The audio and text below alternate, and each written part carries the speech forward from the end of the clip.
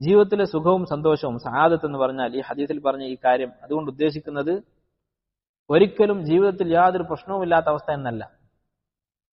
അങ്ങനെയാണെങ്കിൽ ഒരിക്കലും അമ്പിയാക്കൾക്ക് ഈ ഒരു ലിസ്റ്റിൽ സ്ഥാനം ഉണ്ടാവുകയില്ല. ഏറ്റവും സന്തോഷത്തോടുകൂടി ജീവിച്ച ആളുകൾ ആരാണ്?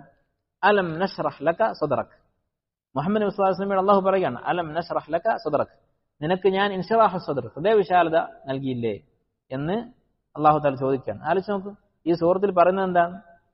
അള്ളാഹുവിന്റെ അനുഗ്രഹങ്ങളെ കുറിച്ച് എടുത്ത് പറയുകയാണ് സൂറത്തുൽ ഇൻശിറാഹിൽ.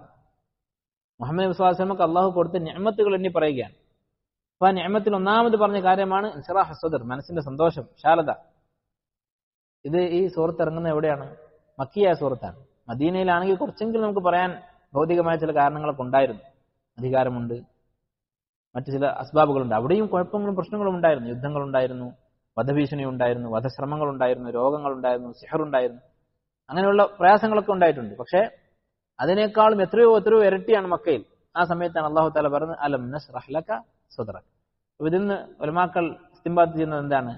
സആദത്ത്, ജീവിതത്തിലെ സൗഭാഗ്യം എന്ന് പറഞ്ഞാൽ ജീവിതത്തിൽ പ്രശ്നങ്ങളില്ലാതിരിക്കുക എന്നുള്ളതല്ല. എന്ത് പ്രശ്നമുണ്ടായാലും ആ സന്ദർഭത്തിൽ അള്ളാഹുവും റസൂലും കൽപ്പിച്ചിട്ടുള്ളത് എന്താണ്, എങ്ങനെ പെരുമാറാനാണ്, ആ ഒരു നിമിഷത്തിൽ അള്ളാഹു തൃപ്തിപ്പെടുന്ന നിലപാട് എന്താണ് എന്ന് മനസ്സിലാക്കി അത് ചെയ്യാനുള്ള കഴിവ്, തൗഫീഖ്, അതാണ് സആദത്ത് എന്ന് പറയുന്നത്. സ്വന്തം മക്കൾ മരിച്ചു, തുടരെ ഒന്നിനു പിറകെ ഒന്നായി മക്കൾ മരിച്ചുകൊണ്ടിരിക്കുന്നു.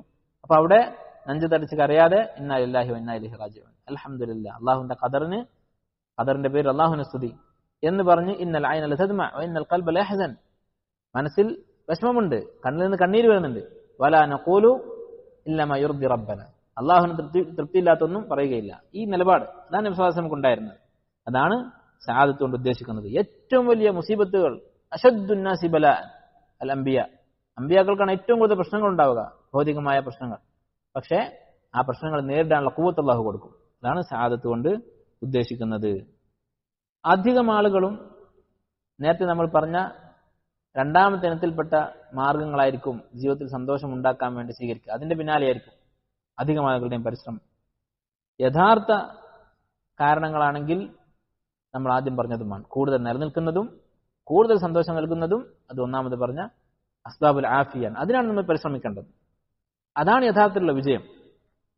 ഇന്ന് മുസ്ലിം അല്ലാത്ത ആളുകൾ അവരുടെ അടുക്കൽ നിങ്ങൾ ചിലപ്പോൾ കണ്ടിട്ടുണ്ടാകും, ഏറ്റവും കൂടുതൽ സന്തോഷത്തോടെ ജീവിക്കുന്ന രാജ്യം, ഹാപ്പിനെസ് ഇൻഡെക്സ് എന്ന് പറഞ്ഞിട്ട് ചില കണക്കുകളൊക്കെ ഉണ്ട്. ഏറ്റവും കൂടുതൽ സന്തോഷിക്കുന്നത് ഇന്ന രാജ്യക്കാരാണ്. അത് പറയുന്നത് എന്തിന്റെ അടിസ്ഥാനത്തിലാണ്? നമ്മൾ പറഞ്ഞ ഈ 3 മാർഗങ്ങളിൽ രണ്ടാമത്തേത് അല്ലെങ്കിൽ മൂന്നാമത്തേത് അത് വിലയിരുത്തിയിട്ടാണ് അവർ പറയുന്നത്. ഏറ്റവും സന്തോഷമുള്ള രാജ്യത്തെ തീരുമാനിക്കുന്നത് എങ്ങനെയാണ്? ഏറ്റവും നല്ല ചികിത്സ അവിടെ കിട്ടും, ഏറ്റവും നല്ല വിദ്യാഭ്യാസമുണ്ട്, നീതിയുള്ള ഭരണാധികാരികളുണ്ട്, ഇങ്ങനെയുള്ള ഭൗതികമായ മാനദണ്ഡങ്ങൾ, നല്ല വീട്, എല്ലാവർക്കും ജോലി, വിദ്യാഭ്യാസം, ഇതൊക്കെ നോക്കിയിട്ടാണ് സന്തോഷമുള്ള രാജ്യം ജനങ്ങൾ ആരാണെന്ന് തീരുമാനിക്കുന്നത്. എന്നാൽ ഇതാണോ ഒരു മുഅ്മിന്റെ മാനദണ്ഡം? ഇതാണോ മുസ്ലിമീങ്ങളുടെ അടുത്ത് സന്തോഷത്തിനും സൗഭാഗ്യത്തിനുമുള്ള മാനദണ്ഡം? ഒരിക്കലുമല്ല. നമ്മൾ യഥാർത്ഥ കാരണം മനസ്സിലാക്കിയവരാണ്. ദൗർഭാഗ്യവശാൽ ചില മുസ്ലിമീങ്ങളും ഈ ഒരു കെണിയിൽപ്പെട്ടിട്ടുണ്ട്. വിജയ് എന്ന് പറഞ്ഞാൽ ഏറ്റവും നല്ല വിദ്യാഭ്യാസം നേടിയവൻ, ഏറ്റവും ഉയർന്ന ജോലി നേടിയവൻ, ഏറ്റവും വലിയ ബിസിനസ്സുകാരൻ. ഒരിക്കലുമല്ല. നിങ്ങൾ ആലോചിച്ച് നോക്കൂ, നമ്മുടെ ജീവിതത്തിൽ നമ്മളൊരു വിജയിയായി കാണുന്നത് ഇത്തരക്കാരെയാണോ, അതോ വേറെ ഒരു വിഭാഗം യഥാർത്ഥ വിജയം നേടിയ ആളുകൾ നമ്മുടെ കൂട്ടത്തിലുണ്ട്? നമ്മൾ പറഞ്ഞ ഒന്നാമത്തെ ഇനം സബബുകളിൽ വിജയിച്ച ആളുകൾ. ഒരിക്കലും മാതാപിതാക്കളെ കൊണ്ട് കരയിപ്പിക്കാത്ത ഒരു മകൻ. അതിനു മുമ്പ് ഒന്നാമത് പറയേണ്ട കാരണങ്ങൾ അള്ളാഹുമായി ബന്ധപ്പെട്ട കാര്യങ്ങളാണ്, അല്ലെ?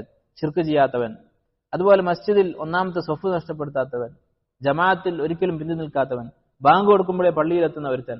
അവന്റെ ജീവിതത്തിൽ ഭൗതികമായ കാരണങ്ങൾ അത് വരികയും പോവുകയും ചെയ്തേക്കാം. അവൻ ജോലി കിട്ടാം, നഷ്ടപ്പെടാം, ദരിദ്രനാകാം, സമ്പന്നനാകാം. പക്ഷെ ഇതൊന്നും അവന്റെ ഇബാദത്തുകളെ ബാധിക്കുന്നില്ല. അവന്റെ സ്ഥാനം ഒന്നാമത്തെ സ്വഫിലാണ്.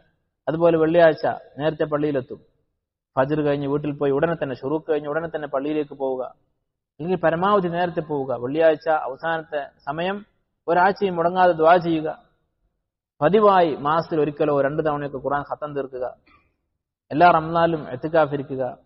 ഇങ്ങനെ പലതരത്തിലുള്ള അസ്ബാബുകൾ. ചിലർക്ക് ചിലത് അള്ളാഹു എളുപ്പമാക്കും അവനവന്റെ സാഹചര്യത്തിനനുസരിച്ച്. പക്ഷേ ഇത്തരം ദീനിയായിട്ടുള്ള സആദത്തിന്റെ യഥാർത്ഥ കാരണങ്ങൾ, അസ്ബാബുൽ ആഫിയ എന്ന് നമ്മൾ പറഞ്ഞ കാരണങ്ങൾ, അതിൽ വിജയിച്ചവരെയാണോ നമ്മൾ വിജയിയായി കാണുന്നത്, അതോ ഈ കേവല ഭൗതികമായ കാരണങ്ങളുടെ പേരിലാണോ എന്ന് നമ്മൾ ചിന്തിക്കേണ്ടതുണ്ട്. യഥാർത്ഥത്തിലുള്ള വിജയം അത് അസ്ബാബുൽ ആഫിയ, ആദ്യം നമ്മൾ പറഞ്ഞ തരത്തിലുള്ള സബബുകൾ സ്വീകരിച്ചവരാണ്. അതുകൊണ്ടാണ് അവരുടെ ശഹാദത്ത് നിലനിൽക്കുന്നത്. അവർക്കൊരിക്കലും ആത്മഹത്യ ചെയ്യേണ്ടി വരികയില്ല, അവർക്കൊരിക്കലും വിഷാദരോഗികളാവേണ്ടി വരികയില്ല. അതുപോലെ തന്നെ സഹോദരങ്ങളെ, ഒരാൾക്ക് ജീവിതത്തിൽ സന്തോഷിക്കാൻ 2 കാര്യങ്ങൾ ചെയ്യേണ്ടതുണ്ട്. എന്താണ് 2 കാര്യങ്ങൾ? ഈ 2 കാര്യങ്ങൾ ചെയ്താലേ സന്തോഷം ഉണ്ടാവുകയുള്ളൂ. മുവാഫഖത്തുൽ ഹുക്മുൽ കൗനി വൽ അംർ ശർഈ. അല്ലാഹുവിന്റെ 2 തരത്തിലുള്ള കൽപ്പനകളുണ്ട്. അൽ ഹുക്മു അൽ കൗനി, അല്ലാഹു ഈ പ്രപഞ്ചത്തിൽ വെച്ചിട്ടുള്ള ചില വിധികളുണ്ട്, അതിനോട് നമ്മൾ യോജിച്ചു വരണം. വൽ അംർ ശർഈ, ശർഈയായ അല്ലാഹുവിന്റെ കൽപ്പനകളുണ്ട്. ഇത് 2 പാലിച്ചാലേ നമുക്ക് സന്തോഷം ഉണ്ടാവുകയുള്ളൂ. അപ്പൊ അല്ലാഹു പ്രപഞ്ചത്തിൽ കൽപ്പിച്ചിട്ടുള്ള കൽപ്പന എന്ന് പറഞ്ഞാൽ, ഉദാഹരണത്തിന് ദാഹം മാറാൻ വെള്ളം കുടിക്കണം. ഇത് അല്ലാഹുവിന്റെ ഹുക്മുൻ കൗനിയാണ്, പ്രാപഞ്ചിക നിയമമാണ്. ഒരാൾ തീരുമാനിക്കുകയാണ്, എനിക്ക് ദാഹിച്ചാൽ ഞാൻ കുറച്ചു നേരം വെയിൽ കൊള്ളും എന്ന് തീരുമാനിച്ചാലോ, അത് അള്ളാഹുവിന്റെ പ്രകൃതി നിയമത്തിനെ ചോദ്യം ചെയ്യലാണ്.